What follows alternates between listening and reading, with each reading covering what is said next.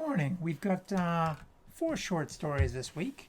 The first one, Amazon announced its climate pledge fund with an initial pot of $2 billion meant for investment in sustainable technologies. The move is especially intended to help the company support its goal of transforming to net zero emissions within the next 20 years. But the initial announcement was lacking some details and provoked some skepticism as well, with some commenters noting that Amazon's carbon footprint has actually increased over 15% last year, according to its most recently released sustainability report. Amazon's also renaming Seattle's key arena with a new moniker, Climate Pledge Arena. Doesn't exactly roll off the tongue, but it is a sign of the changing times that we live in. Another thing that happened last week, VW's Electrify America, that's the subsidiary established out of the Dieselgate scandal. They finished the first of two planned cross-country EV fast charging corridors. The first one's a 2,700-mile link between LA and Washington, D.C. along Interstates 15 and 70. The chargers are spaced roughly 70 miles apart, so most cars can get from one place to the next. And they have rapid chargers as powerful as 350 kW, which not many cars can actually take right now, but will in the future. A second route from San Diego to Jacksonville is also nearly complete as well, with just a few stations missing. So we're starting to see more and more of these networks being built out in addition to the one that Tesla already has. We get to the chicken and egg thing where presumably as we start to fill in more and more holes across the country, more people feel comfortable buying electric vehicles because they have less concern about range anxiety. On the third story this week, Massachusetts Attorney General Maura Healey is asking the Department of Public Utilities to look into the future of natural gas in the state.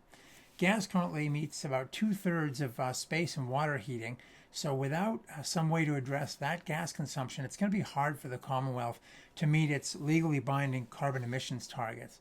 More and more states have adopted these targets, and as we get closer to these net zero goals, it's going to be increasingly challenging to figure out how to address some of these harder to reach sectors like natural gas. Certainly we've seen some communities now passing bans on natural gas hookups, and it's going to be an interesting challenge seeing the decisions and the trade-offs as we we push past the 50%, get closer to the 70, and then finally try and get to that sort of last mile. So watch that space. A lot more decisions and conversations are going to have to take place. And then finally, last week, the Department of Energy announced its intention to invest up to $100 million over the next 5 years in two national lab-led consortia to advance hydrogen and fuel cell tech R&D. One group will work on technology necessary to develop large-scale and affordable electrolyzers, essentially a reverse fuel cell, where you separate water into H2 and O, and then use the H2 for your hydrogen economy. So they're trying to develop these large-scale affordable electrolyzers. The other group is going to work on R&D to advance fuel cells for heavy-duty applications such as long-haul trucks.